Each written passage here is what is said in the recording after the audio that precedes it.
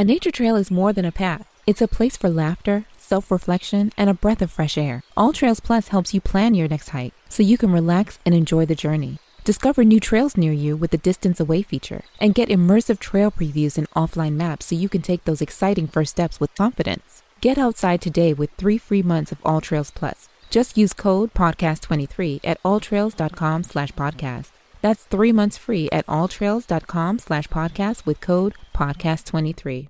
Lucky Land Casino, asking people, what's the weirdest place you've gotten lucky? Lucky? In line at the deli, I guess? Aha, in my dentist's office. More than once, actually. Do I have to say? Yes, you do. In the car before my kids' PTA meeting. Really? Yes. Excuse me, what's the weirdest place you've gotten lucky? I never win and tell. Well, there you have it. You can get lucky anywhere, playing at LuckyLandSlots.com. Play for free right now. Are you feeling lucky? No purchase necessary. Void where prohibited by law. 18 plus. Terms and conditions apply. See website for details.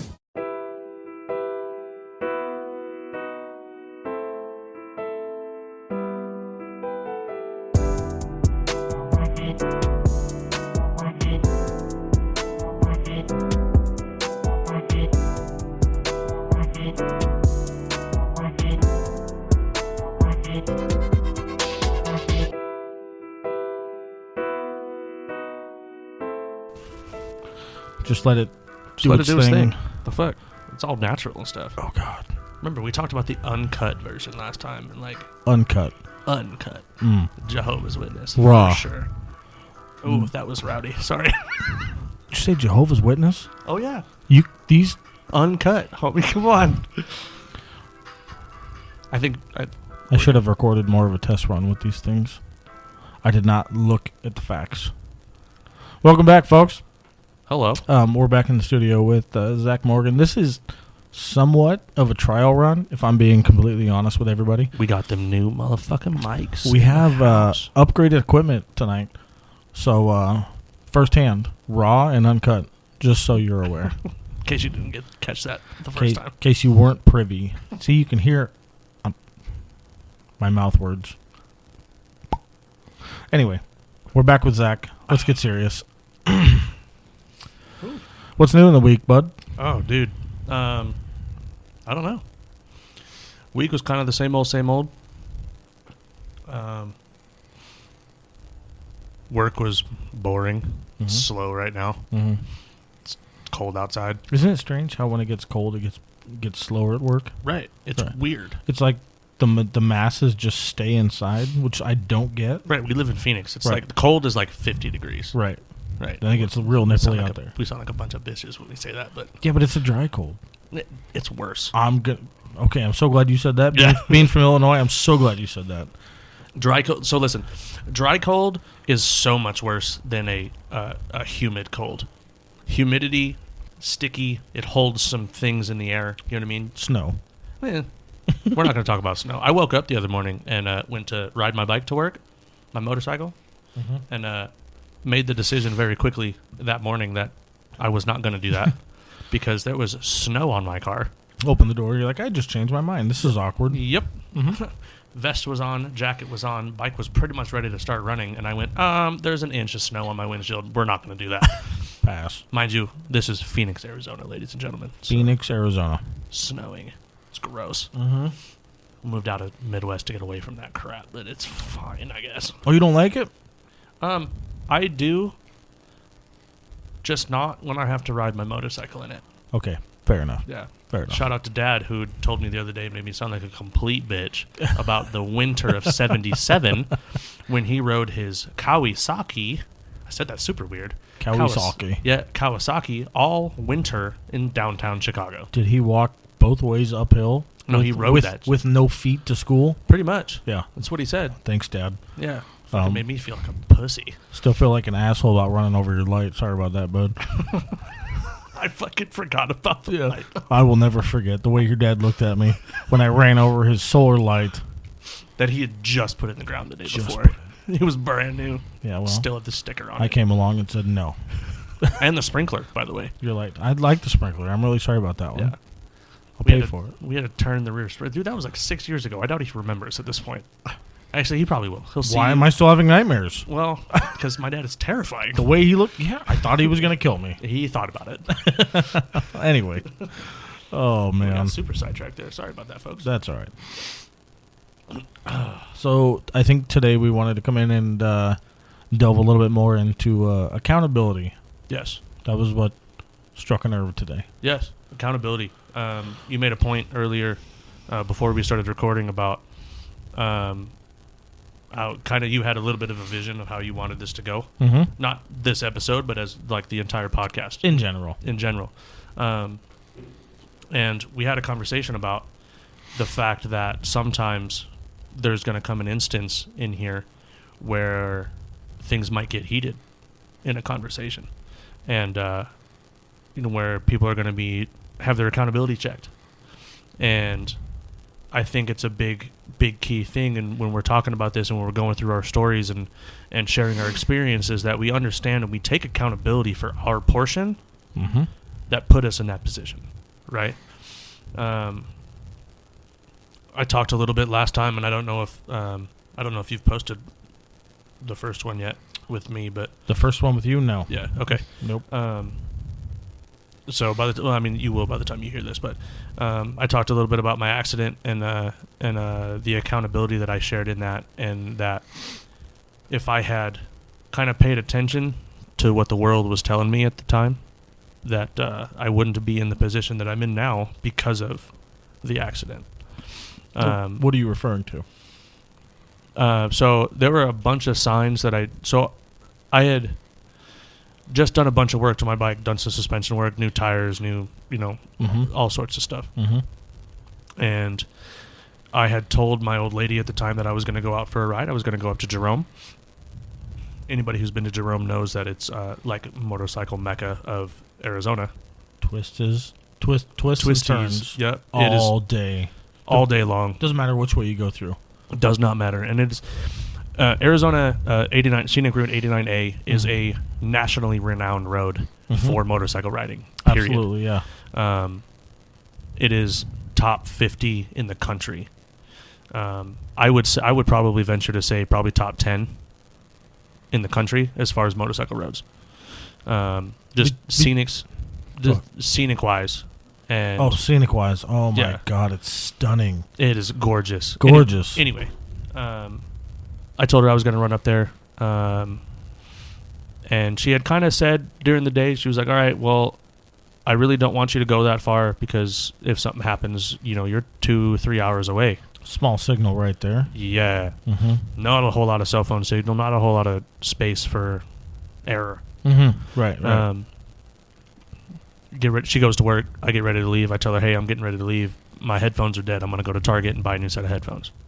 Okay. I couldn't find my charger for the headphones that I had. She told me, well, why don't you just run to Wickenburg and back and just call it a day, or Congress and back, which is about halfway up to So she's talking about Yarnell. Yeah. Doing a Yarnell ride. Yep. And Right. then come back. Which Yarnell is about halfway to Jerome. It's about halfway. For anybody who's not too familiar, it's between Prescott Valley and Wickenburg. Pretty much smack in the middle. Probably doesn't make a whole lot of sense to somebody who's not from here, but it's the backside way to get to certain places out here. Yeah. Moving forward. It's the pretty way. Oh God, it's so gorgeous. Went to Target, bought a set of Bluetooth headphones. Got to Wickenburg, Bluetooth headphones died. Sign number 2. Right. Yeah. Sign now you number have to 2. stop again. Right. Now I have to stop again and pull the headphones out, put them back in the case so that they can charge back up. So that I continue going. Leave Wickenburg, head to Congress, which is right before the hill to get up into Yarnell. Stop at a gas station, fill up the bike, get a drink, realize that I forgot my wallet at the house. Jeez, dude, they couldn't lay it on any thicker for you, right? Right. Reasons to not fucking go. Put my headphones in, back in my helmet, get halfway up the Yarnell Hill, headphones die again. Oh my God. Right? And at this point, I thought to myself, I was like, you know what? Why don't I just stop? Mm-hmm. Stop at Gilligan's up in Yarnell, have a pizza, have a couple of beers, And bounce back home. and bounce back home. Yeah. Right? I'm stubborn. I don't let anybody or anything tell me what I am or am not going to do. Mm-hmm. I said, fuck it. Pulled my headphones out in Yarnell. Continued on my way. About an hour and 15 minutes after that, she gets a phone call from a location sharing app letting her know that I had been involved in an accident. Shit.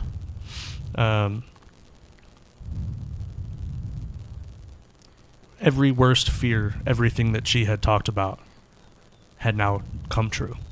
Yeah. I was stuck with a wrecked bike, with a shattered shoulder, no way to get home. In the middle of fucking nowhere. In the middle of fucking nowhere. Right. Laying there in the dirt. Thankfully, somebody was nice enough to pull over and help me to my feet, stood my bike up, called 911 for me, had an ambulance on the way. They stood me up, got my phone out of my pocket because, of course, it was in the pocket that I couldn't get into. Sure. Because why would it be able to be accessed? Mm-hmm. My first group of questions to them is, how's my bike? Did it go off the cliff? Because there's no guardrails there either, by the way. No. You're on a 2-lane road, getting ready to make a left-hand hairpin, no guardrails, and probably about 20 to 25 feet of gravel of a shoulder. Just to paint the picture for everybody. Mm-hmm. I stopped about 6 feet from the edge of that cliff. It's a 500-foot drop. Yeah. None of those cliffs are easy. Nope. So when we talk about accountability, we talk about taking accountability for the actions that put you in the situation that you're in. I very easily could blame mechanical failure. I could blame the bike. I could blame the road. I could blame the conditions. I could blame anything else in the world. But above all, I'm going to blame myself. Because if my stubborn ass had taken 10 seconds to listen to what everything else was telling me, hey, you shouldn't be up on this mountain today. What they would call, like the omens. Yep. Yeah. Exactly. Mm-hmm. Exactly. You had people, somebody looking out going, hey, don't do this. Hey, don't do this. Hey, dumbass, don't do this. Right? Some lessons have to be learned the hard way. If I had listened and if I had actually kind of tried to comprehend what I was being told at the time, mm-hmm. I wouldn't be where I am. Right? What was the actual cause? Do you know? I don't know. I'll never know. It could have been 6 or 7 different things all happened at the same time. Sure. The best way that I can describe it is a fluke happenstance set of circumstances that just happened to play out perfectly. You know what sucks? Like when shit like this happens, I'm sorry to cut you off. You're good. When shit like this happens, what really gets under my skin is like, it could have just been the bad omens telling you that this particular time, if you continue to move forward with all these delays, that this particular timing is going to be the demise of what you're trying to avoid. All you have to do is turn back now. Yep. Otherwise, the particular timing that you're headed for is going to be shit. Yep. You know what I mean? Like, just one choice. One choice. All I have to do is I'll just go home. Right. I'll just enjoy the ride back home. Right. Exactly. You know what I mean? Exactly. No, and that's exactly kind of the point where I'm heading with this is if I were to sit back and hindsight's always 20/20, right? Sure. Like, you always have perfect view of everything and all the scenarios had been laid out in front of you looking back at it. I mean, unfortunately, I would agree with that 99% of the time. Right. There's always an exception to the rule. But your circumstances usually are completely within your will and your vision. Right. So when I talk about when I want to talk about accountability with this is it's very simply put, I could spend as much time as I wanted blaming everything else, everybody else. Right? Mm-hmm. You could, yeah. But that's all that's going to do is create a weaker mindset. Creates a victim mindset. And this is just me. You know what I mean? This is just how I view it. Mm-hmm. Instead of blaming the world, blaming the road, blaming the gravel, blaming the tires, blaming the brakes, blaming the bike, blaming the headsets, blaming whatever, I could have paid attention. I could have not put myself in that situation. I could have not put myself on that road at that time, right? And I would not have... I'm not going to say that... Because I can't say that the accident wouldn't have happened another day, another time, another way. But the way that that accident happened would not have come to fruition. Does that make sense? It makes sense, yeah. It makes total sense. So you've got to be able to look at the situation in hindsight and be accountable for your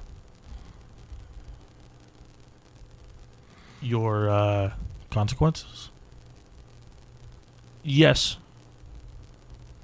for your part in those consequences. Oh yeah.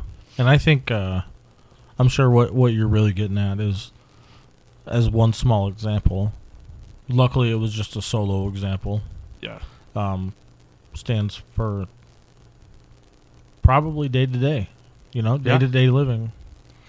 There's probably not a whole lot of bad situations you can put yourself in that might have been a little different if you would have just thought about it for a second.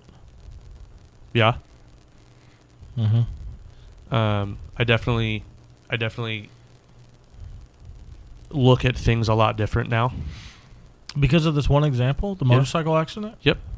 I do. I look at things a lot differently now. When I look at things, I take a second before I do something. Like on the way over here. I'll tell you, I told you on the way over here, I had I was in a little bit of a hairy situation on the way down here. Yeah. On the freeway, on the bike. The same bike that I wrecked. And old me, before pre-accident Zach, would have dropped a gear. Right. And squeezed through, gotten in front of that. I took a half a second, took a breath, mm-hmm. grabbed a little bit of brake, let that car merge. Right. That's what was happening. The car was merging, didn't see me. It's not their fault. You know what I mean? I might have been speeding a little bit. I would say if a car was merging my direction as a rider, my first instinct would have probably been to drop a gear, swerve, and gun on it. Yep. That's which can lead to way worse. God knows what. Right. Because you don't know what's going on beyond that car. Yep. You don't know if they're moving out of the way of something. You don't know what's going on. Doesn't matter, because as soon as you gun on it, you're going to be focused on the car you're passing and not paying attention to what the fuck's in front of you. Right. You got two lanes of God knows what. Right. Could be your death. Absolutely could be. Boomski.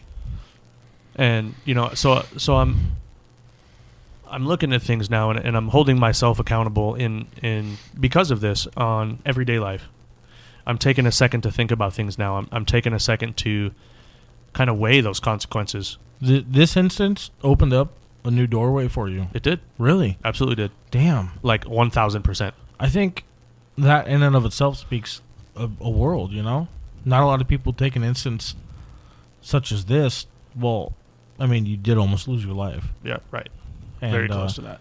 And take that and say, well, maybe I should start using my fucking noodle. Right. Maybe just a little bit more on the day. He means head, by the way, folks. The noggin.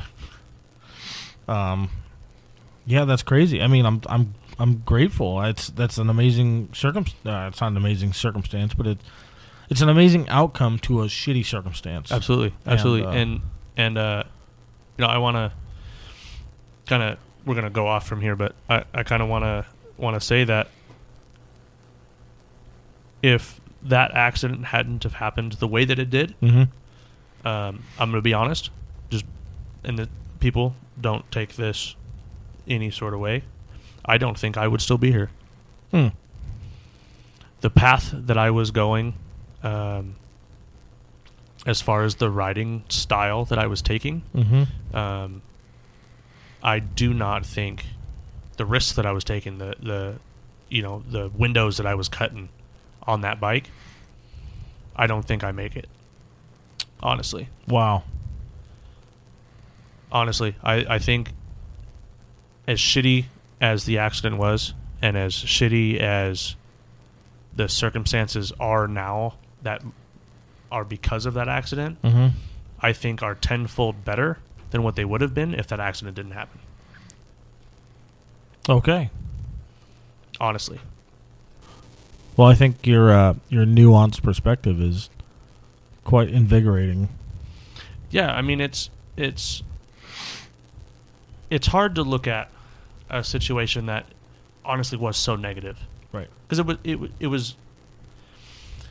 I touched a little bit in the first episode about, kind of the things that I had to deal with when I was growing up, with baseball and the accident and my dad losing his job and all that stuff. And of the things that I've had to deal with, this has been the hardest, because it's been directly mine, right? This particular accident? Yes. Really? Yep. Damn. Because it was directly mine, and it was a gut check for me, because I was always the kid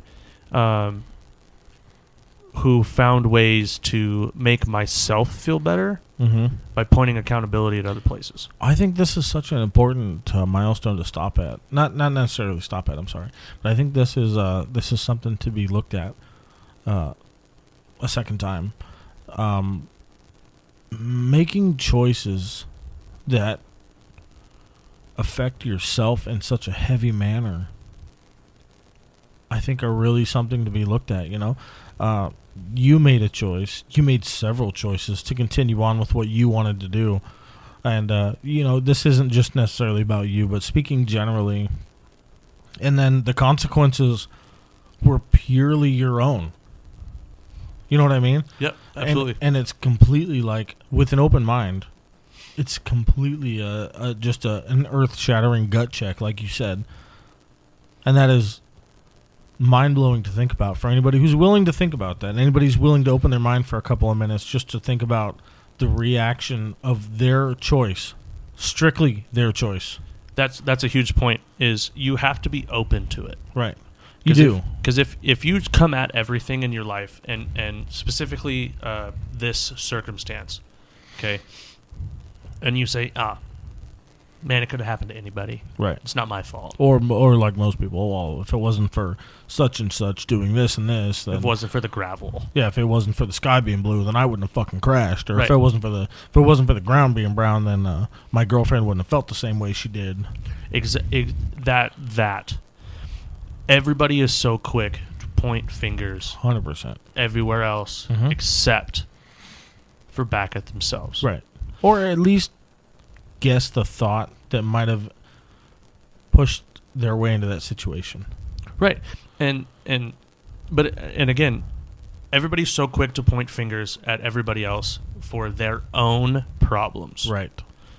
Sit back, and I'm going to get kind of harsh for a second. Sit back, shut the fuck up, and take a second and go, how did I get here? Right. Did Susan push me over on my motorcycle and that's what caused me to wreck? No. Did so-and-so force me to go on this ride? No. I did. Right. I made the choice. I made the choice to continue. I made the choice to... We'll even come off the accident for a minute when I left Quick Pick Towing. I'm name dropping again. Sorry, folks. When I left that job, I had zero accountability to myself for how I left that job. Right? Oh, this is one of my favorites right here. Continue. I had zero accountability for how I left that job, and I had zero accountability for the fact that I left this company high and dry. Right? And then 6 months down the road, when COVID was starting to clear back up and I was ready to go back to work for a real company full time, and I asked for a letter of recommendation, do you want to know what I got? Crickets. A big middle finger. Pretty much. Yeah. Pretty much. And I had to look at that, and I spent the better part of 2 years blaming them for not getting the position that I wanted. Damn. Because man. they wouldn't give me the letter of recommendation. I had that accident. This motorcycle accident. I wrecked. right? I was able to look at it and look at every decision that I'd made in the last 3 years. I spent 2.5 months in a fucking recliner, folks, sitting, doing nothing but thinking about my life. And I was able to look at it and go, wow, if I had given them 2 weeks, if I had given them the time to, do the right thing on my end, as much as it sucked to do, because I didn't want to, I left the way I wanted to, which was right then and there. Right. But if I had been accountable for my actions at that point in time and had said, hey, this isn't working for me anymore, this is my 2 weeks, guess what? I would have had that job. I would have had that position. Why do you think it is that this is the particular incident that sparked it? Because I watched myself die. Fair enough. Tends to change things. Tends to rewire how you're set up. I suppose it's been a long time since I've come across that incident. And not everybody has. No, for sure. And I'm not saying that in order to grow and become accountable, if you're not already, that you need to have a near-death experience, because that's not the case at all. No. But for sure, if you're listening to this, open your mind and just think about the possibility of that near-death and what it might do to your mindset. Take a look at use somebody else, use my experience, use my accident, put yourself in my shoes and try to run through it for a second and just go, okay, how would I respond to that? What do you think it would be like to run within 10 feet of falling down 500 feet? What do you think you would handle that? How would your mindset change overall? I guess I'd never thought about that. It's a gut check. Yeah. I mean, I've been in motorcycle wrecks. I've been hit by cars, but I've never been. I could never say that I was within inches of my life, but I wouldn't know what it would be to look like to roll over and realize that my if you had barrel rolled one more time, yeah, my death you're is done. My death is within arm's reach. Yep.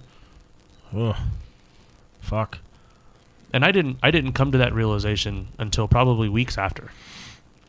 That didn't sink in for weeks. Fuck. Until I don't remember who I was texting at the time, but I was trying to show somebody something on Google Maps. I have an Android for you Apple lovers out there, so sorry, it's Google Maps. I'm not.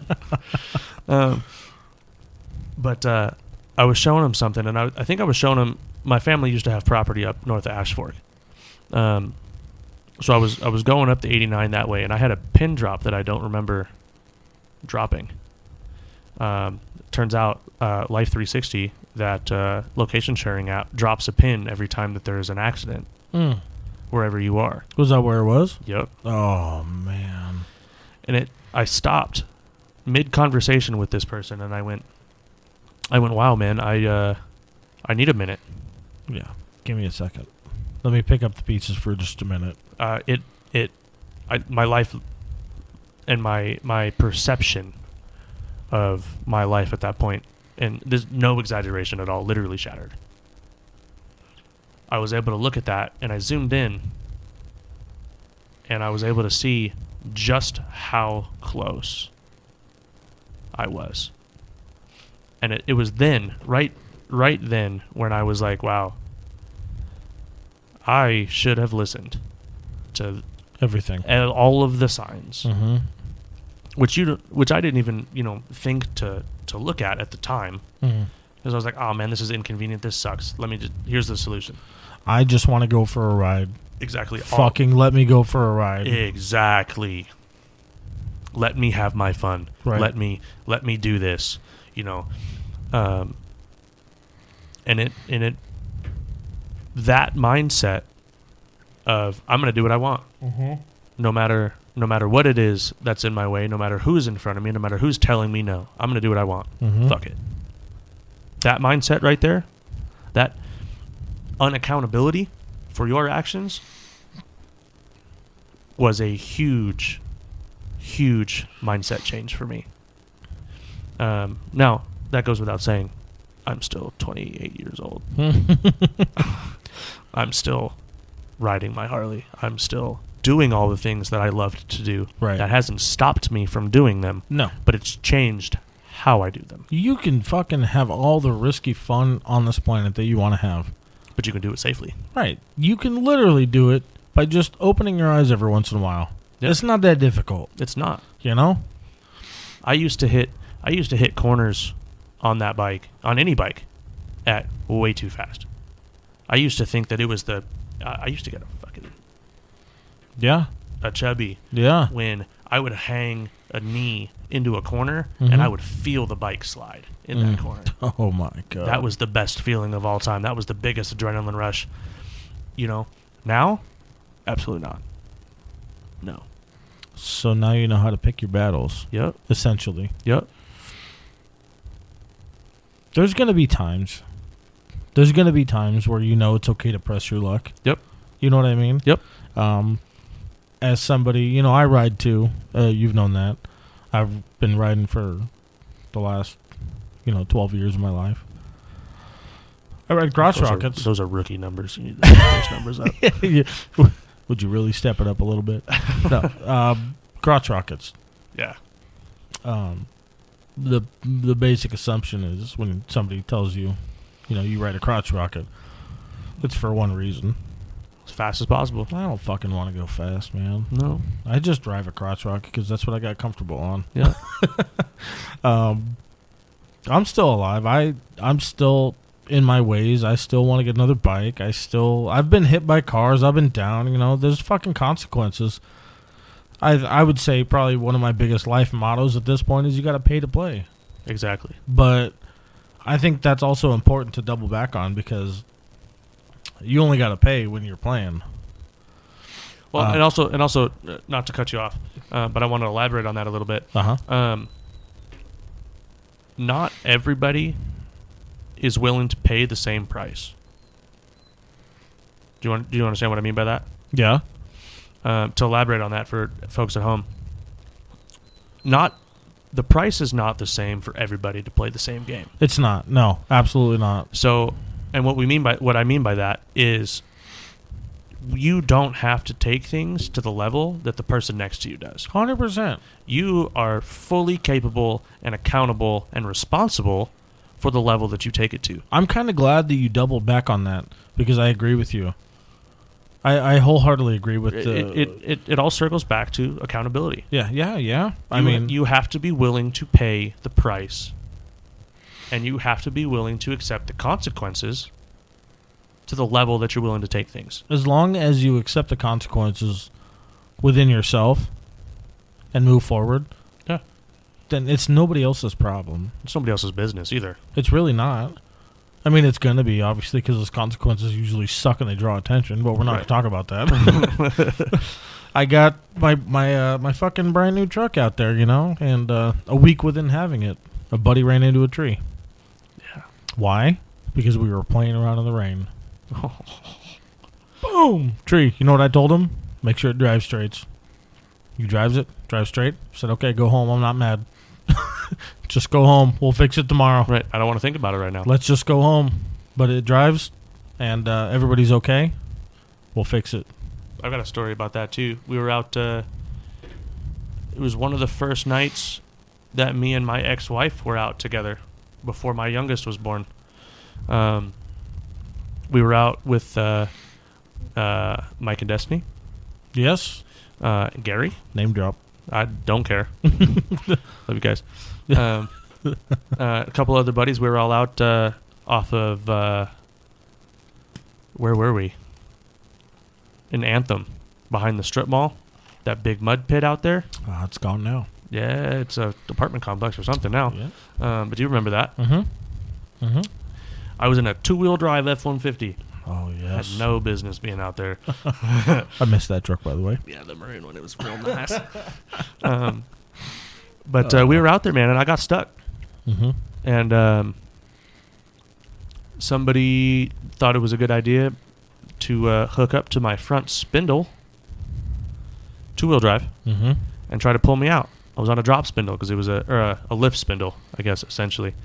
And bent the actual spindle itself. Oof. Didn't know that until after I dropped Amber off on the way home and lost a wheel bearing. Oh, God. So I'm pretty much front driver wheel, not really attached to much. There's nothing else really holding that hub together. Because all the bolts are snapped because that wheel bearing let go at 85 miles an hour rolling down the road. Yeah, she doesn't give a fuck. Got mud tires on there. Yeah, they're heavy sons of bitches. Right? And instead of getting pissed at Michael for hooking up to the spindle. No context. I said, you know what? I probably would have done the same thing. I found the nearest structural looking place. We were kids. Structural looking place. Hooked up to and pulled him out. You know, got him out of the mud hole. That was the biggest problem we had at that point in time. We'd deal with the consequences later. Instead of being mad about it, instead of calling Mike up and forcing him to pay for my new spindle and pay for my new lift kit and pay for all the repairs, pay for the tow from Scottsdale back out to Whitman. Right. I sucked it up. I paid for it. I did it. Do you want to know what I did the next time I saw him? Gave him a hug. Hey, this is what happened. I don't expect anything from it. I just want you to know. Probably don't do that next time. Right. Maybe not hook up to that specific spot. Yeah, exactly. Let's go to a frame rail. Yeah. Like something a little different. Maybe a tow hook, you know, hanging off the front of my bumper that you could have hooked up to. But whatever piece of frame that was 3 feet from that. Right, exactly. It's all right. It's all right. But instead of, you know, trying to hold him accountable for me putting myself in that position, I held myself accountable for it. And me and Mike are still friends to this day. We're still very good friends. Well, it wouldn't have happened if you wouldn't have got stuck. Exactly. I put myself in that position. Yeah. I got myself stuck. Shouldn't have done that. That was a fucking dumb thing to do. Being stuck in and of itself could have been a lot more disastrous than a wheel bearing. Yep. Engines, transmissions. Doesn't matter, yeah. Anything gear related, powertrain, anything, all of it, boom. Doesn't matter. Could have grenaded right then and there. Yep. So that's you can basically what I'm trying to say is you can take any situation that you've been in your life. Take anything. Mostly anything. And you can look at it and go, okay, I could have done this. I could have done this. I could have actually studied for that test in school. Oh, man, we're going to go way back. Oh, way back. But just something as trivial as that. I could have studied for that test. I wouldn't have failed that class. You know. And it goes without saying that, maybe it doesn't go without saying, but I'll say it anyway. Every single action that you take, brushing your teeth at a certain time in the morning, wearing certain pair of shoes, whatever, trivial shit, everything has a consequence. Everything changes with every decision that you make. Being able to be accountable and be fluid and be willing to accept whatever consequence comes from whatever action that you decide to take kind of determines who you are as a person. That's right. Yeah. Man, that's such a broad spectrum. It's there is no defined path. There's not, and that's the beauty of it. It's a beauty and a curse. I see a lot of the curse right now because I'm still dealing with the accident stuff. It's always easier to see the curse. Always. I will never doubt that. It's always easier to see the curse. And I think you hit the nail on the head there, and you kind of opened up a door to another conversation here. Let's go. It's always easier to see the curse because it is the brightest thing in the room. The fire that starts because of those consequences is almost... Let me backtrack a little bit.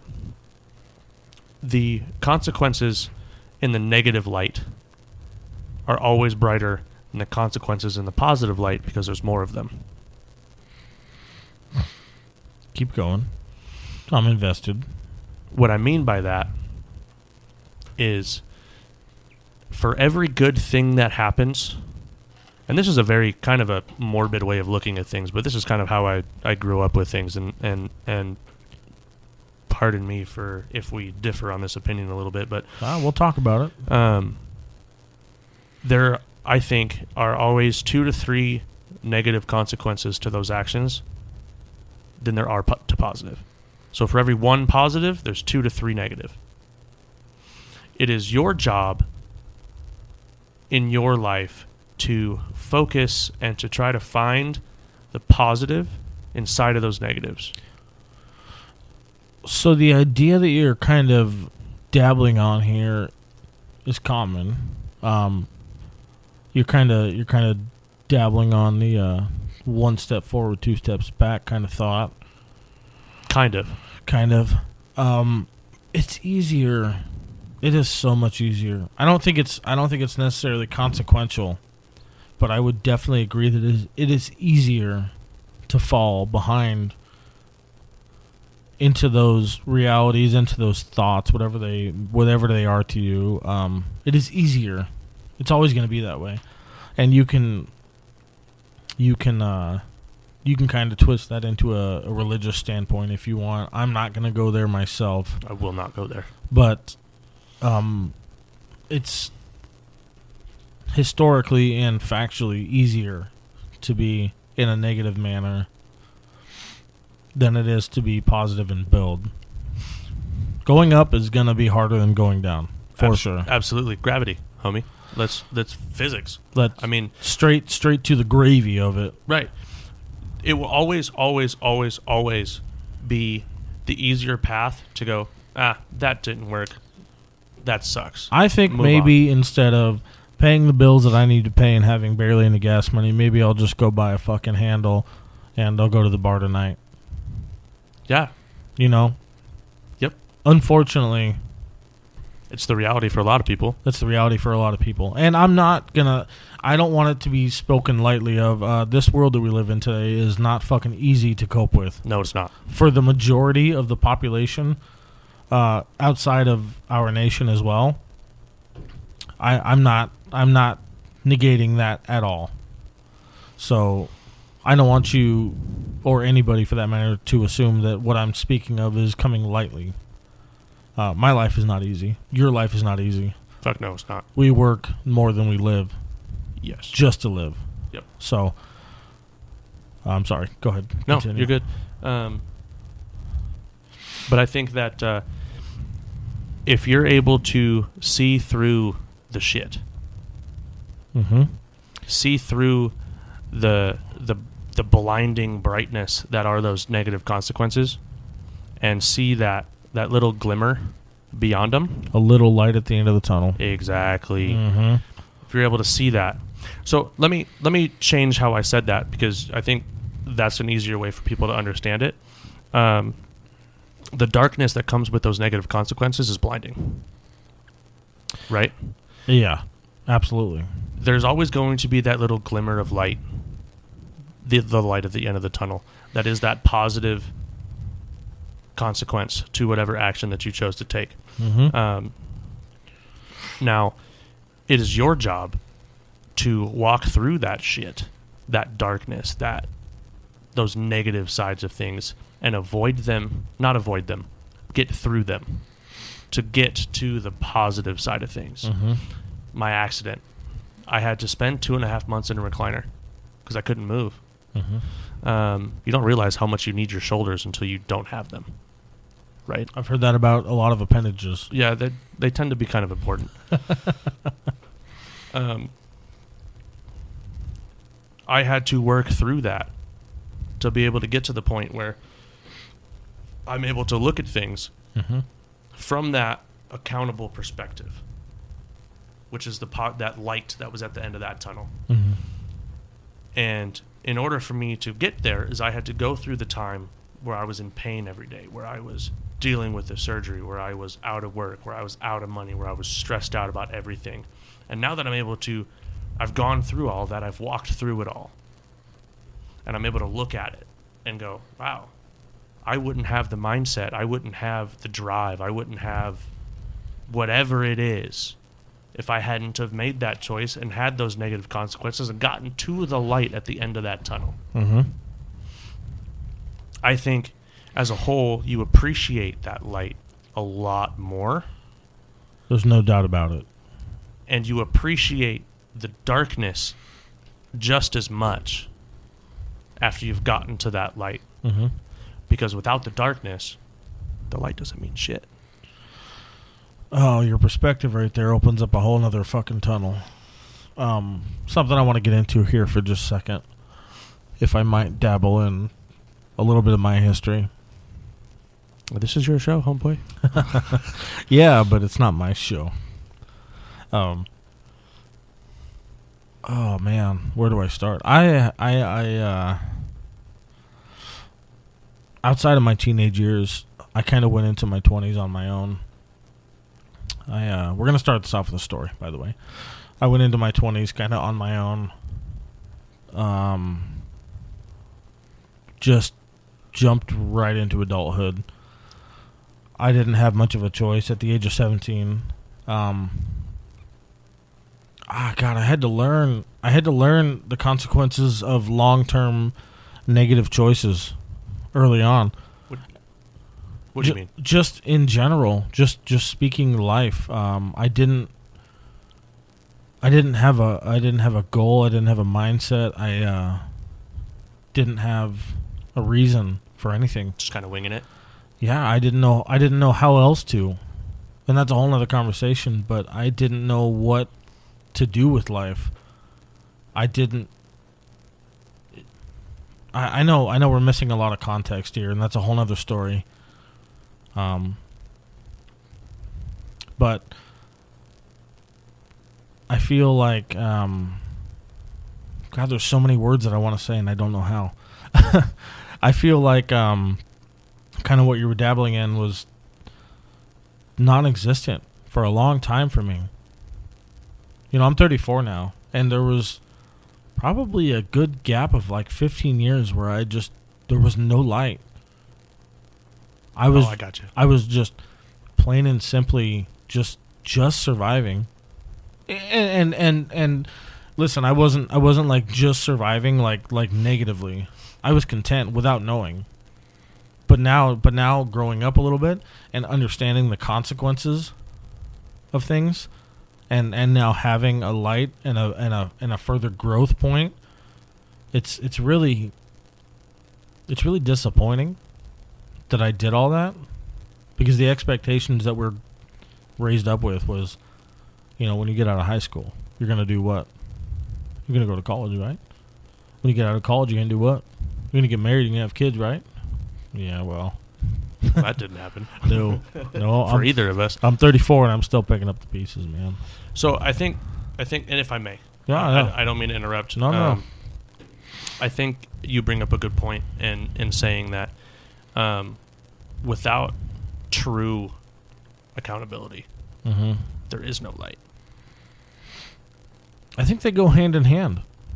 That's what I'm saying. Yeah, is in order for you to see that light at the end of the tunnel, in order for you to appreciate that and be able to walk through that darkness and really be able to look at it and appreciate the struggle and appreciate what that trip brought you, you have to be accountable. It forces you to. And you also, to second back on that, you also have to get through the sludge. Yes. I cannot reiterate how important it is that there is some darkness. That may not be the right degree of word. Elaborate. I don't like darkness. That's too... Maybe, I don't know. The word darkness just seems a little too heavy. Struggle? Sure. Okay. I like struggle. Struggle. It's like darkness just seems a little too... There has to be struggle to appreciate. Yeah. Darkness just seems a little too heroin-esque. Yeah. Gotcha. Yeah. No, I think that the struggle is important. I wish that I wouldn't have spent so much time in it. But I'm also not mad that I did. Right, because you wouldn't be who you are without it. Right. I wouldn't. We wouldn't be here doing this. The fire under my ass would be non-existent. Exactly. But now it's go time. Yep. So, we're gonna go back to square one with that, and accountability. Without it, I would be a lost soul. You would be in the exact same position you were as a teenager. Yes. Just coasting through life. Yes. Just making ends meet. Blaming everything else on everyone else. Yes. And I'm not going to do that.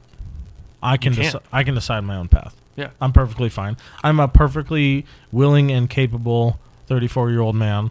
I can make my money. I can make my way. And I'm going to. And I think that is important for a lot of people to assume. I don't think "assume" is the right word. I think. I mean, assume the position. Gotcha. I'm sorry. Okay. I understand what you said. What you mean by that now? I followed short. I think accountability has to do with a lot more than,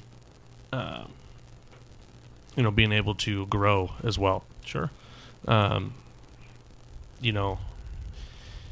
Being accountable for your actions and being accountable for your situation is way more important than people realize nowadays. I think the old school kind of mentality from some people, which is kind of where we come from, it's way more important. Nowadays, you've got, I'm going to use the city of Scottsdale as an example, and Tempe, the spoiled rich kids who had mom and dad, which I kind of dabbled with when I was younger. I was kind of exposed to that.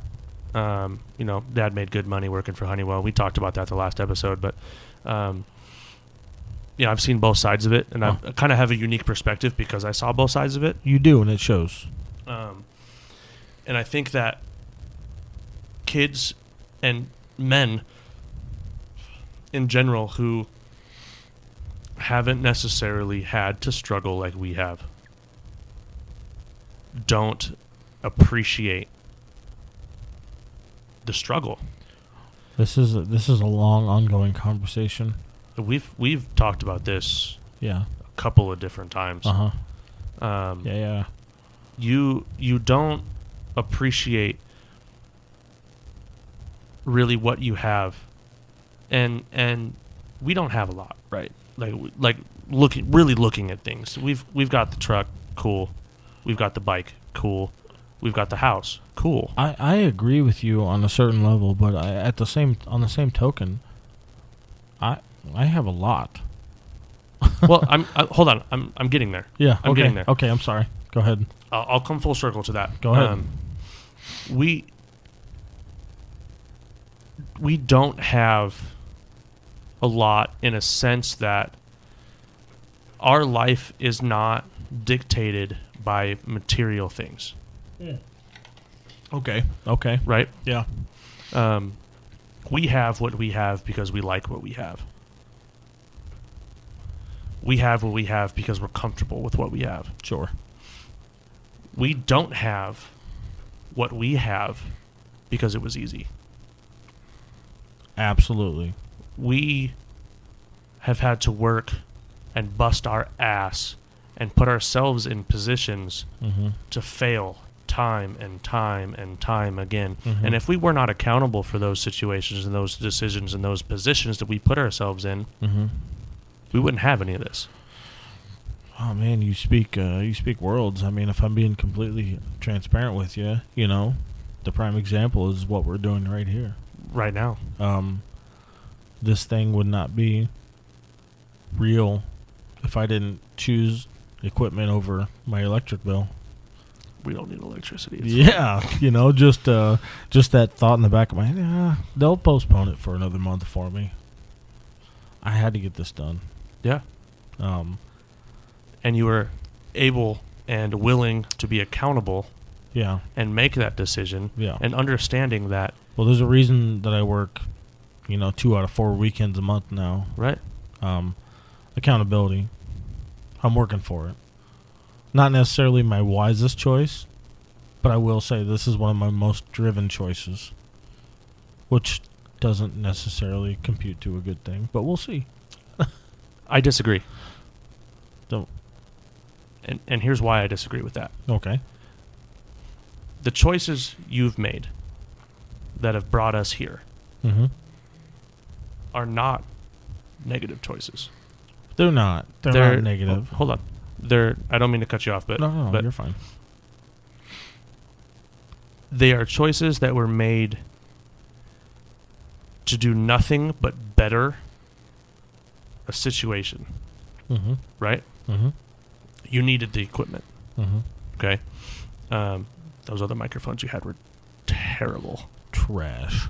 And in order to get this off the ground and to get this to as many people as possible, we needed to have some decent equipment. You needed to have some decent equipment. Oh, now it's worldwide, baby. Exactly. Hello, Spotify. Yeah, Spotify world. So I don't see that necessarily as a negative thing. Okay. I see that as a calculated risk. Okay, I can understand. Do you kind of see what? I see what you're saying, and I'll retract. But all in all, going back to square one, accountability. In doing so, I was willing to accept the consequences. Absolutely. I'm going to accept the I'm not going to argue with what comes of me putting money into this as opposed to putting money into something else. You do what you do, and you accept what you do. That's the basis of accountability right there. The very, very bottom, ground zero fucking, you do what you do, and if it's your fault, then you fucking accept it. You deal with it. And you move on. Right. There's nothing, at that point in time, when you are faced with the consequences of your actions, it is too late to change your actions. Right. Move the fuck on. You can't go back and unwreck your motorcycle. Right. You can't go back and unpay for these microphones. Right. Right? I mean, I guess you kind of technically could, but it Fuck doesn't. that. We don't go back. But then it doesn't pay your electricity bill. And let me take this a step farther, because this isn't just about podcasts or motorcycles, but if you send that text, oh God, you don't get to undo what you just did. Don't at me like that, bro. If you meet up with that other person, you don't get to undo what you just did. Nope. If you point that gun, you don't get to undo what you... Now you have to deal with it. Now this is something you should have thought about beforehand. This becomes a consequence of your actions. This is something you should have thought about beforehand. You think about your consequences before you think about your actions. I'm going to get in road rage. I'm not going to hit this motherfucker, because guess what? After the fact, guess what I get to do? Prison. Go to jail. Prison. I'm not going to point this gun, because after the fact, I get to do what? Prison. I'm not going to go out with this chick that just hit me up, because guess what? After, you don't get what? Nothing. You don't get shit at home. Nope. You just lost your family. Yep. There are consequences to every fucking action, and I think thinking about them beforehand is all you have to do. That's it. 2 seconds. If I had taken and to circle back and let me talk about something that I haven't personally touched on yet. My last relationship, okay, which ended because of my accident. I take full accountability for that. If I hadn't gone out and made that ride, I would not have put myself in that position to be in. I would not have lost the money. I would not have put her into the position that I put her in to take care of a 28-year-old grown-ass man. That was now disabled. That now couldn't fucking go to the bathroom pretty much on his own for the first 2 weeks. I had to have her help me out of the chair because I could not stand up on my own. Do you understand? For everybody at home who has not been in a major accident, who has not broken a bone, who has not done the damage to their body that me and you both have. You do not have the right to live anymore. No, you don't. You don't get that option. Nope. Not without help. Nope. And that is 1,000% your fault. nobody else's. It's not her problem. She didn't have to do the things that she did for me. Nope. She didn't have to bend over backwards to make sure that our bills were paid. She didn't have to fucking do anything for me. She could have let me fucking rot. Okay? She could have. And to her credit, we had our issues. We are not on good terms. We do not speak at the moment, and probably never will again, to be honest. But if I had not have made those choices that day that put me in that accident, her life is different. So I want to make this point and say that when you're making decisions and you're making choices out in the real world, you're not only making choices and making decisions based on your life. It has to do with everybody around you. I've made choices and decisions in my life that have affected other people. Friends that we're close with, we talked about before we were on air. Sure. Made decisions and made some choices that they had to pay for. And vice versa. They made decisions and they made choices that I had to pay for. I was very upset before we started recording because they made a choice and they made a decision that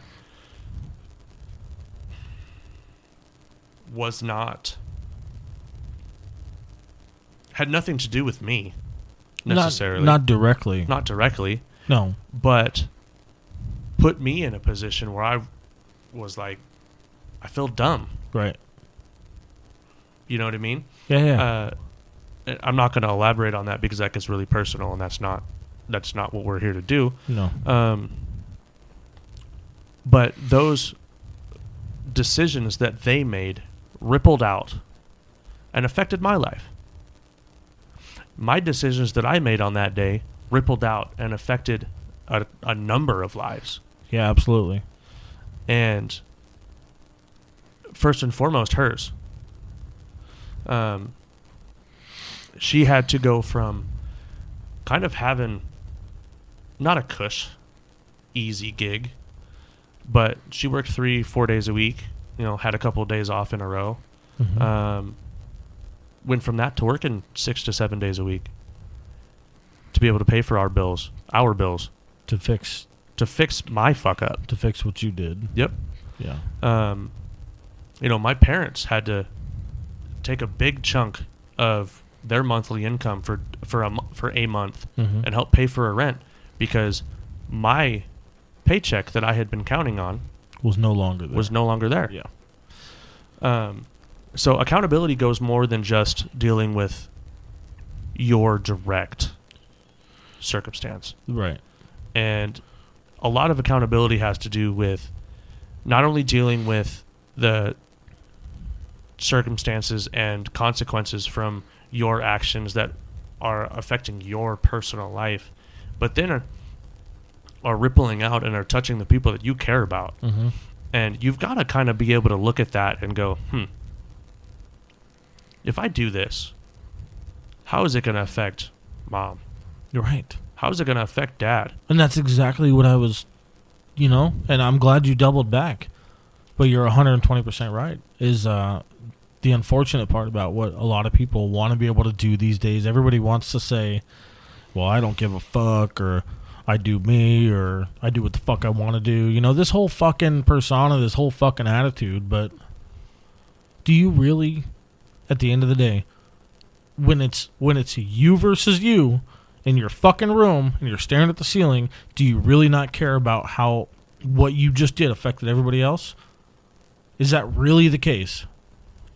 If you can sit and tell me, and I almost kind of want to challenge our listeners at this point, and say, if you can sit and say, you know what, this decision that I made did not affect anybody else but me, write in. Sure. Shoot us an email. Send me a fucking message. And we'll talk about it. Yeah, absolutely. I would love to see it. We'll talk about it because I guarantee you, me and you can sit here and we can pick that thing apart and we can find 6 or 7 people that it affected that you had no idea that it affected. That's so hard for me to digest, that the consequences of somebody's actions would affect people in their life, and like you just said, they had no idea. And they had no idea. And it's not even that they didn't have an idea. They just didn't care. That breaks my heart, because it's a real thing. Every day. Because there are so many fucking people that decide that they just don't care anymore. Yep. It's accountability has to be a selfless thing. It does. I would agree with you. But at the same time, it has to be selfish too. It's a really, really fine line, and let me kind of explain what I mean by that. Is in order to be truly accountable for your actions and your mistakes, really is kind of where this is boiling down to. Basically, you have to be willing to go, you know what? Those circumstances and these decisions, these consequences don't just affect me, and I'm willing to accept those and help the people to try to correct those consequences that those ripples have touched. Right? You throw the stone in that pond, right? It's been nice and calm. Now you've disturbed everything around it. That is such the perfect analogy. You've now disturbed everything around it. They start right here. Yep. But that frog that's on that lily pad hanging out there, that now that ripple is knocked off and he's in the water. Yeah. And now he's, I don't know, eaten by that catfish. Just gets bigger from there. And it grows. Yeah, it doesn't matter. It just keeps growing. You've got to be able to look at it, and you've got to be able to go, okay, I did this. I went on that motorcycle ride. I'm gonna keep leaning on that because that's what we've been talking about. Yeah. I went on that motorcycle ride, and now my girlfriend has to work 7 days a week in order to pay for my bills. What am I going to do to fix that, to solve that? What am I going to do? How am I going to fix that? How am I going to solve it? Right? And if you can honestly sit and say that, well, that's what she signed up for. And if you can honestly point that finger and go, well, that's kind of, that's what she knew what she was getting into when she was getting with somebody who rode Harleys the way that I do. Right. And you can sit and you can look at that and go, oh, well. Yeah, if you get to brush it off, then it's not your fucking problem. Now it's your fucking problem. It should be your problem. It should be your fucking problem. And I think a lot of people look at things like that, especially nowadays. And I'm going to go back to, we touched on Scottsdale for a minute. That's kind of how the mindset of these kids that have grown up with parents who make their problems go away. Right? Yep. They handle it. The parents are accountable for these kids' actions and not the kids being accountable for it. Right? You look at the situation and you go, well, somebody else will fix that for me. I'm just going to go do my own thing and go back to doing what I was doing. Yep. Without a care in the world. No care. I think when reality sets in and when you finally are able to be accountable for that, not for that specific instance, because I don't think you ever get a chance to be accountable for a circumstance once it's passed, right?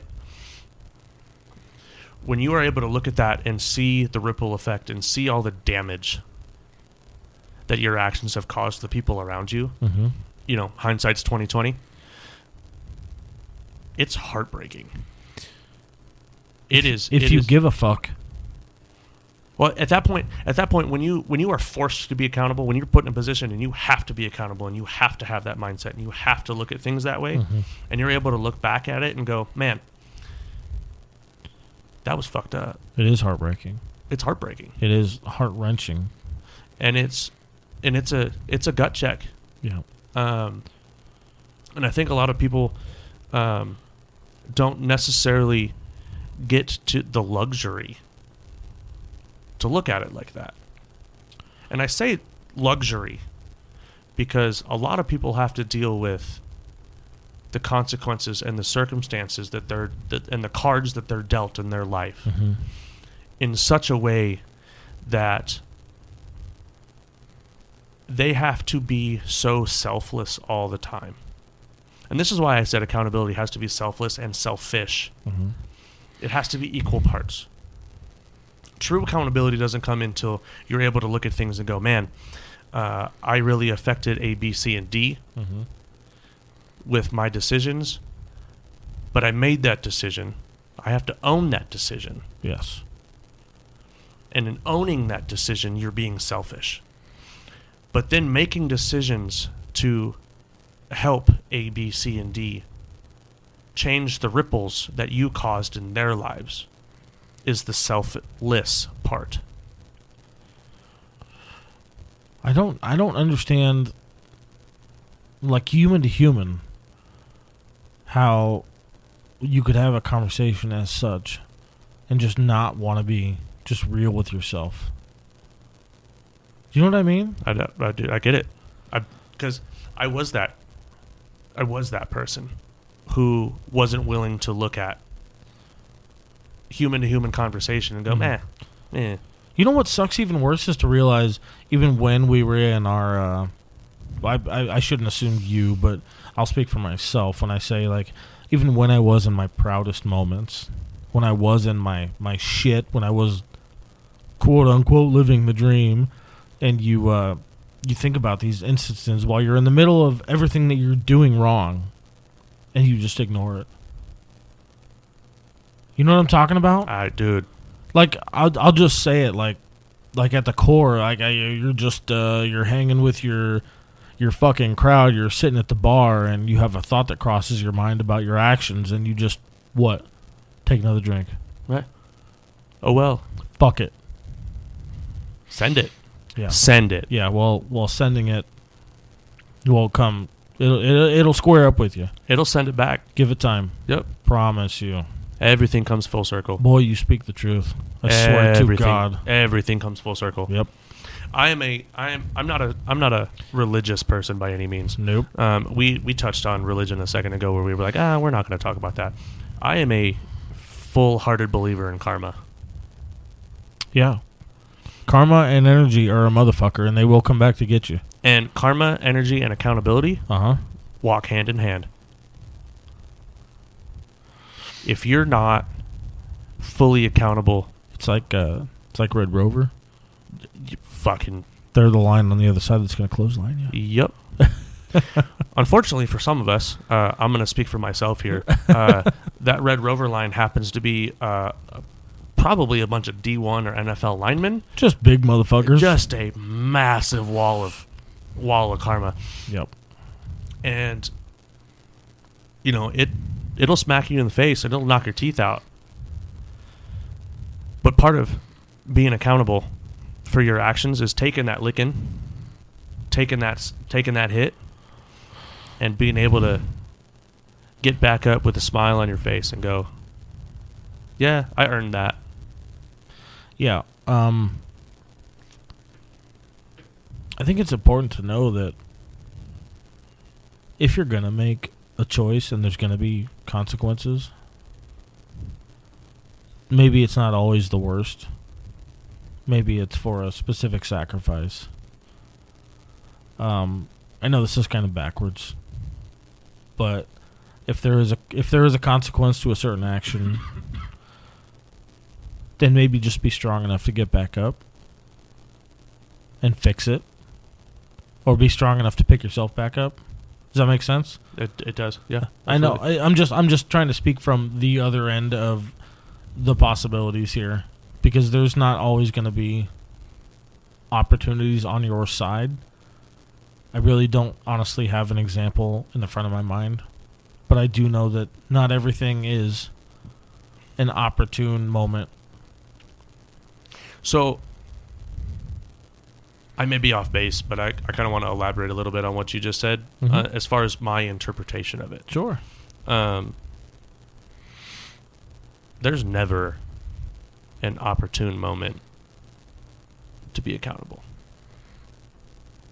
And here's what I mean. Accountability whether good or bad, has a set of consequences that comes with it. No matter what. No matter what the situation is. You're without specifying negative, positive. Right. It doesn't matter. Consequences are consequences. Right. Doesn't matter. Yes. And in order...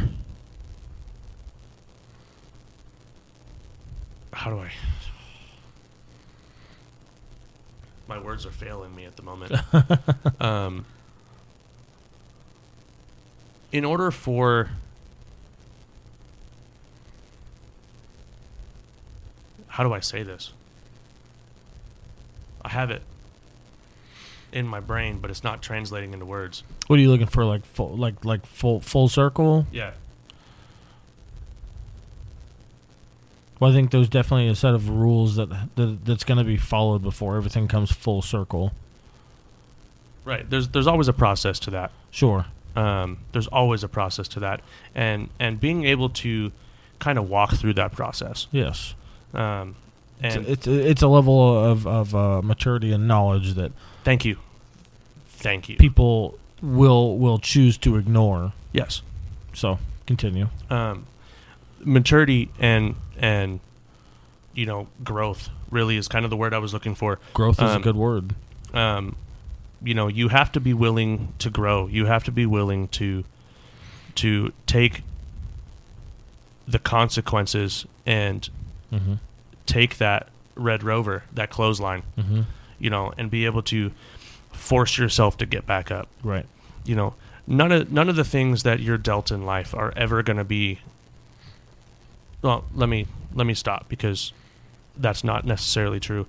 Most of the things that you deal with in life and most of the consequences that you deal with in life are never going to be as life-altering or necessarily life-ending, right? I don't think you're ever dealt a hand that you can't handle. I don't think that karma ever lays its hand down hard enough to end. Do you understand what I'm saying? I would agree with that for the most part. For the most part. Yeah. That being said, though, in order to grow, and in order to really change and be able to look at things from a different perspective, you have to, a piece has to kind of shed away. I don't want to use the word die. No. Shed new skin is it's a good interpretation. It's never, and it's I won't say never either, but it's not always a bad thing. Growth can be negative. You can grow negatively. Sure. Or you can grow positively. Right? I think a big piece of that is perception. And in order to be accountable, you have to look at things through the right perspective, be willing to shed the skin that you need to in order to grow that way, in whichever way you decide. I wouldn't say perception is the right idea. I understand where you're coming from, but I don't think perception is the right word for it. I don't think it is either, but that's the best that I can do right now. I would say, I don't know, because perspective can be altered. It can, and that's part of growth. It is part of growth. You're right. But I understand what you're saying. Your view, your insight vision, your there's a word for this, and it's absent. But anyway, I understand what you're saying. Shedding the skin of what you've moved forward from. Right. Is you have to be able to get rid of. Yes. Move forward from your previous embodiment, so to speak. Yes, exactly. Yes. Exactly. Yeah. And whether that's, I'm sorry folks for that took us a minute to get to. But it's it's late here. We've both worked all day and we're a little tired. It's important. I think a lot of it has to do with the willingness to shed that. I think that is most of it.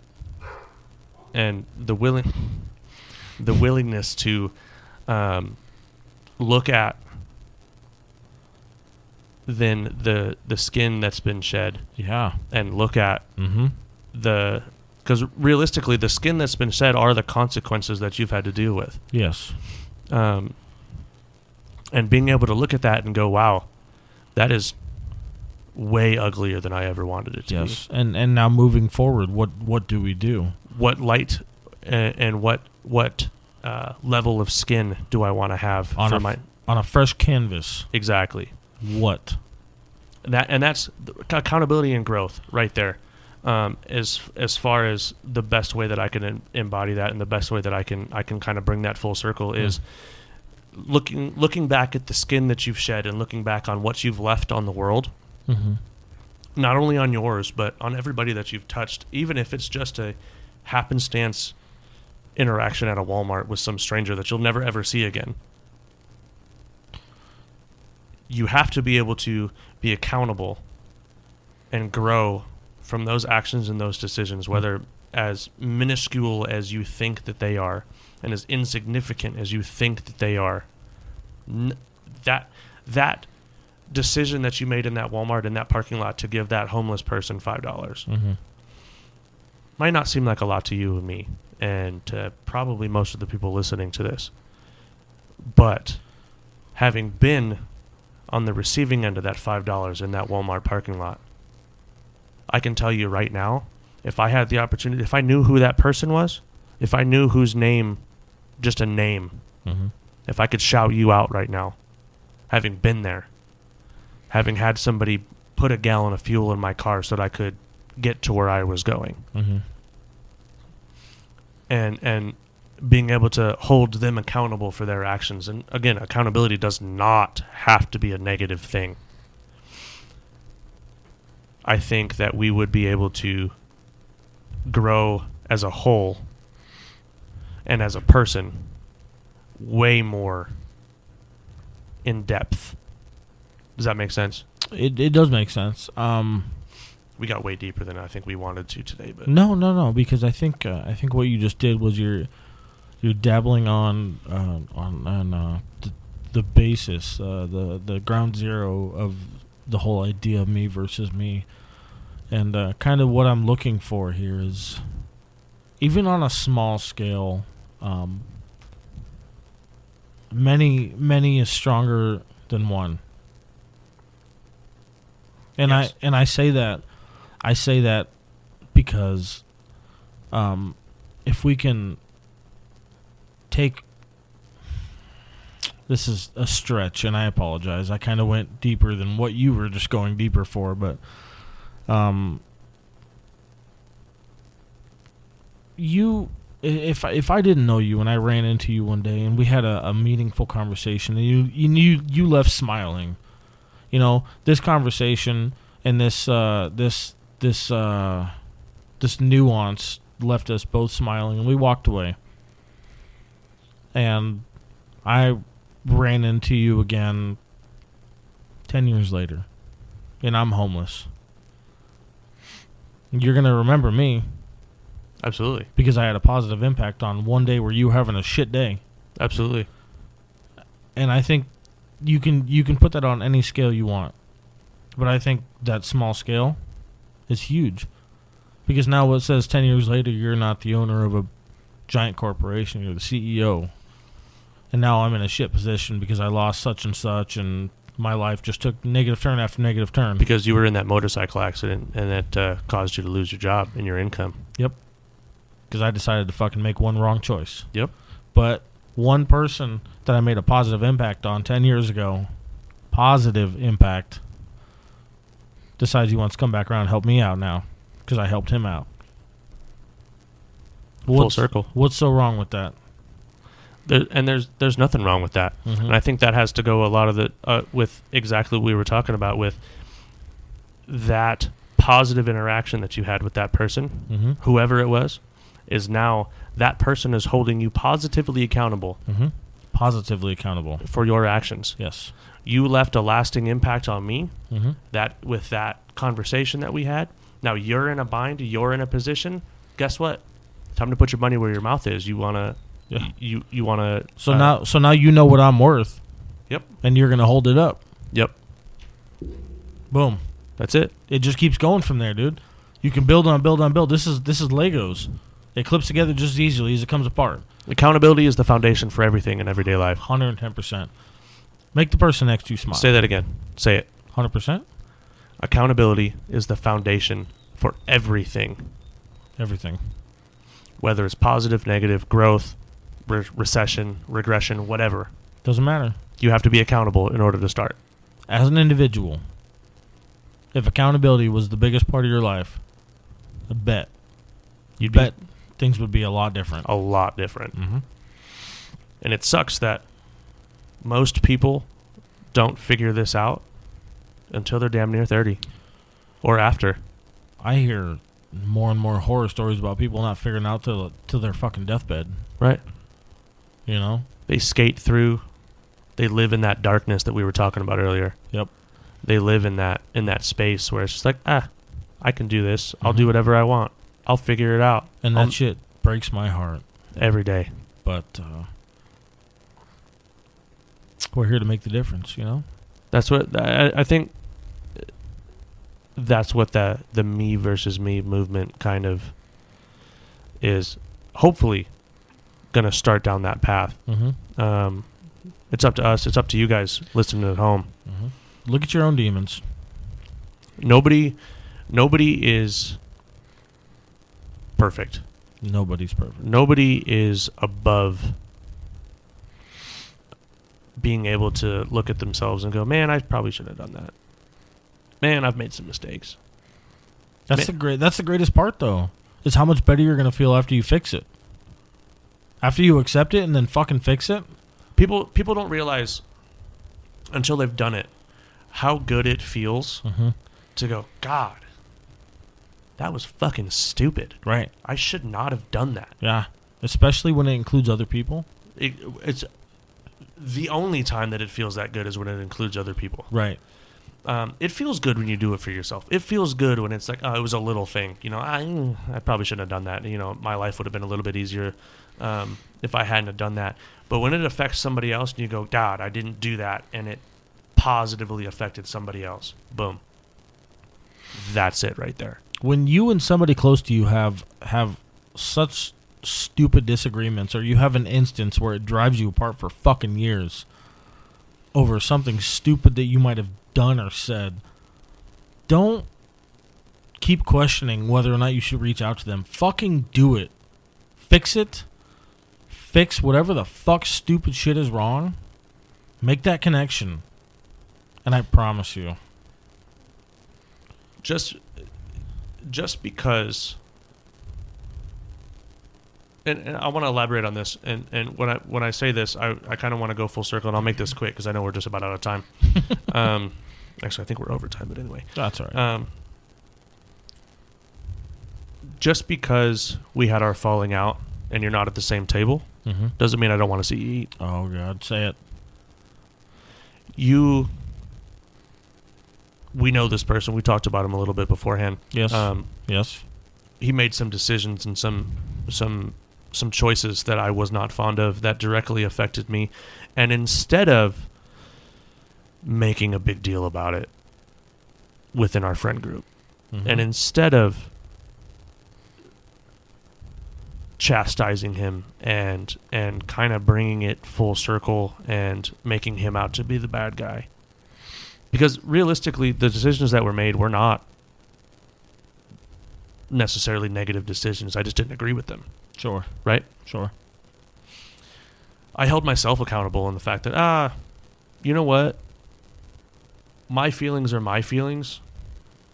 And while we may not necessarily share those feelings, and I don't agree with the decisions that he made, as long as he is happy with where he is, good for him. His choices rippled into my life, changed the path that I was on, for sure. And he wasn't ready to be accountable for those. So instead of trying to force the issue, I let it go. I held myself accountable for putting him in that position that then caused him to make those choices that I didn't agree with, because realistically, I put him there. Right? That's an interesting take. I put him there. And instead of being mad at him for the choice that he made and going the direction that he did when I was the one who put the choice in front of him, I let it go. Instead of making it worse for everybody involved, because it would have. You know, you were a part of this friend group at that time. Our other buddy was a part of this friend group at the time. Did you hear that on the microphone? A little bit. Oh well. You know, we all had a part of that. At the end of the day, my choice to hold myself accountable and take responsibility for my actions that caused his actions. It's not his fault. It's mine. Right? That's my fault. I shouldn't have done that. That was my bad. And I still see him out. You know, still see him. I don't go out of my way to make things uncomfortable. I don't go out of the way to try to make him accountable for the for the actions that he took and the direction that he took. Instead of doing that, I held myself accountable and told myself, "Hey, this is my bad." I took a step back. I removed myself from that situation to keep from further consequences. I think it's I don't know if you're towards the end of that. I'm sorry. No, you're good. I think it's important to further just one other thought on that kind of front is when you have frustrations or negativity towards a situation or turmoil within a relationship, regardless of what kind of relationship that is. You know, everybody always wants to say, you know, you should fucking tell him. You should just fucking tell him how you feel, or tell her how you feel. You should fucking just go home and let her know, and, you know, do the whole thing and just be so fucking action forward. And sometimes action forward doesn't always help anything. That's what I was gonna say. Is, you know, sometimes letting the shit just sit for a little bit. If you let it sizzle, you let it boil over, calm your shit down, let the situation die out a little bit, discuss it further at a better time. Because 9 times out of 10, just speaking from personal experience, man, but going in there fucking hot and ready is not going to do you a whole lot of good. If anything, you're going to end up with a broken relationship, and shit's going to be more frustrating than it was to begin with. Well, going into something hot and ready, you come in with a closed mind. Right. You want your way. Right. And that's all you see. Point blank, you're going to see red, and you're going to see red for probably the wrong fucking reasons. Yep. And I think what you did was right. Time will tell. Unfortunately, it's one of those things that always comes down to, hey, you know, time heals all. Well, not all on that board, but 9 times out of 10, time heals. Time heals. Time doesn't always heal the way you want it to. True. Let me take a step back, and I apologize. Being patient works better for you. Yes. That's what I was trying to say, was patience, which is my biggest flaw. Oh, same. Oh, yeah. So I rush being everything. Being patient is the hardest part of working through some things, but it is also the most important part about working certain things. It's the most important part of accountability. I don't have a reason to disagree with you. I don't. Think about it. Think about this. Think about this. In order to be accountable, you have to do what? You've got to look at the whole picture. The big ass picture. Right? What's that take? Patience. Time. Patience. Patience. You've got to be able to see it. Yep. and unfortunately, what a lot of people don't, like me and you, who love to rush things, because we're impatient as shit. I don't want to talk to you about it. Yeah, well, we're going to at another day. But we've got to be able to look at that and go, I need to sit back and I need to think about this for a little bit. Because in order for me to be truly accountable for myself and hold myself accountable for my actions, I've got to be able to see the other side of the picture. That's the hardest part of it. And that's the only way that you're truly accountable. Because you can be partially accountable. Sure. A lot of people are partially accountable and they think that it's being completely accountable, and it's not. You can be partially accountable and still point the finger at somebody else. Yeah, I did that, but it was still his fault. That's partial accountability. That's not true accountability. True accountability is you're able to sit back and go, yeah, I did that. Yeah, he did that because of what I did. But at the end of the day, he didn't do those things. He wouldn't have done those things if it wasn't for me. Right. If it wasn't for the ripple and the chain effect that I started. Sure. I think without getting too much farther into it, you're kind of dabbling on selfish, impulsive. Well, what did I say earlier? I mean, what I'm saying is, like the impulsiveness would be blaming somebody else, pointing the finger. Yes. You know what I mean? Yep. That's your own selfish impulse, and we all do it. Oh God, I'm without thinking about it. We all fucking do it. It's your first reaction, right? I was impulsive in the moment, and I'm just gonna blame them for it. Yep. That's not how that works. It's the salesman's fault. That's where, don't do that. That's where being impulsive and being accountable are two different things. But, I mean, I guess I'm actually kind of wrong now that I say that out loud, because you can be impulsive and you can also be accountable. I'm plenty accountable for my impulsive choices. I shouldn't have a fucking new truck, but guess what? I was impulsive and now I'm accountable, so I pay for it. That's why I brought the salesman up. I'm glad that you made that connection. Yeah, I just had to say it out loud, and I apologize for that little delay, lapse in memory. I did not wear my helmet today. On that note, I think we should close it out. I think that's a good place to end, man. Accountability, it's huge. Is the biggest thing, in my personal opinion. And and again, I welcome people to write in, send us an email. Listeners, please feel free. I will gladly touch back on this topic with you. Me versus me info@gmail.com. Shoot an email. Me versus me pod on Instagram, or me versus me podcast on Facebook. So, like you said, if you have any questions, comments, concerns, anything like that, shoot us an email. If you want to specify who it goes to, then by all means, I will make sure it gets to the proper people, and I will make sure it gets answered appropriately. My name is Sage again. I am Zach. This is Zach Morgan. He is a frequent here at the Me vs. Me studio, and any questions will be answered. Anything, honestly, people. I want to make this a point. I don't shy away from answering questions. I don't believe in that. If you have a question for me, if you have a question for Sage, I'll answer it for him if he doesn't feel like answering it. If you want to hear something specific, if you have something that you want us to talk about specifically, shoot us an email. Let us know. Yeah. I'm definitely open to exploring topics related.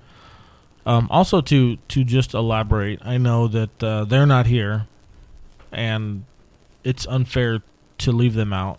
But if you have a question for anybody such as Jade or Austin, they're also going to be frequent repeats on the episode. If you have a question for anybody that you've heard recently on the Me vs. Me podcast, feel free. Please feel free. There will be more people to be introduced at a later date. But we're all here. Sounds like my ex-wife might be one of them. Oh, damn. That one might have to be edited out. Let's see how his editing skills are.